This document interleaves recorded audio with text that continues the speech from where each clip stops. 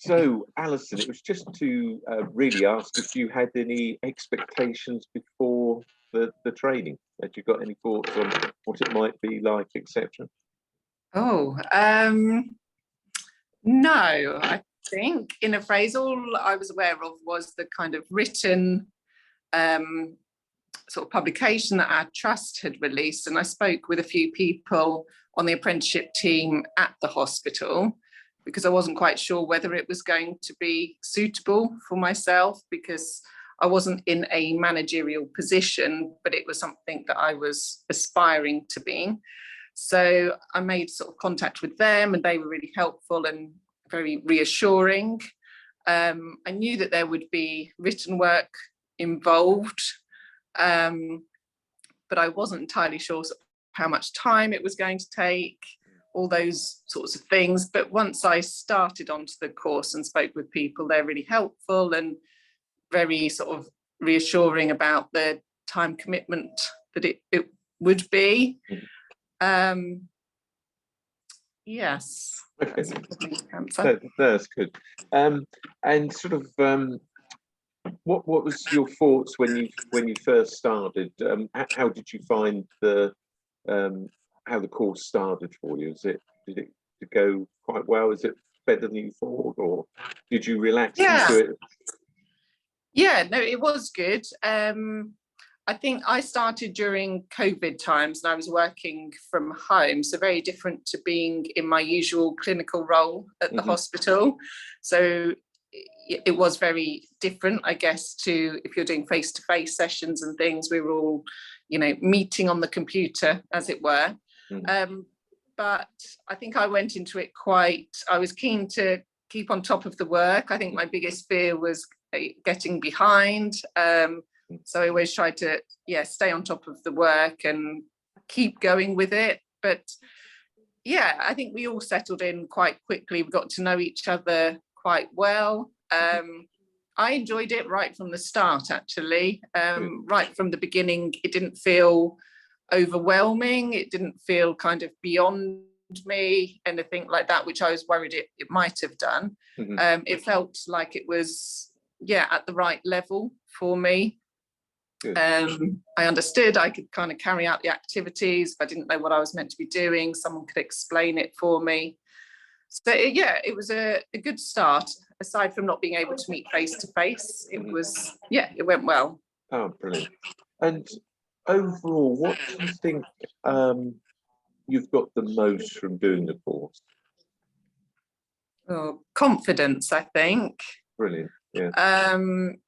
I'm in a sort of place where I'm trying to change, I guess, career pathway a little bit, trying to develop and progress. I think it gave me confidence that I knew a lot more than I didn't realize what I already kind of knew, and it highlighted, I guess, the areas that I wanted to develop more, and helped me kind of see in which ways I could kind of use that in practice.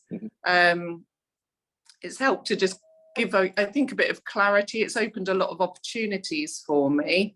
There's been a lot of jobs that I've applied for and had interviews, and although not necessarily been successful at the post, I don't think those opportunities would have been there if I hadn't if I hadn't done this course. And actually it's been really good in terms of being able to I guess share with the rest of my department as well, because I'm the first person within our physiotherapy department who's gone on to do an apprenticeship as a qualified physiotherapist, because we have apprenticeships for people who are wanting to become physios, but nobody who's already qualified going on to do an apprenticeship in a different area. So it's been great, really good. Excellent, good. And can you think of anything in particular where, because of the training, you've been able to actually implement something that you perhaps wouldn't have done before the training in the workplace? Yeah, I think a lot of the kind of the people skills, the how to lead teams, how to manage conflict, how to handle you know, difficult situations, how to get the best out of your team. All those things have been really useful. You start to notice ways in which things are done. You think, well, that's probably not the best way of handling it or the most efficient way. And it gives you those, we're always taught about like a toolkit when you're training as a physio, you know, it gives you more tools in your bag to, I guess, refer to use. And if one thing doesn't work, you've got something else to try with them. It also gives, I think, a bit of structure as well, because I keep referring back to my notes. Brilliant. Because I'm going to be doing some training with our team about things that I've learned that would be useful for them. So yeah, it's an ongoing thing. Brilliant. Excellent.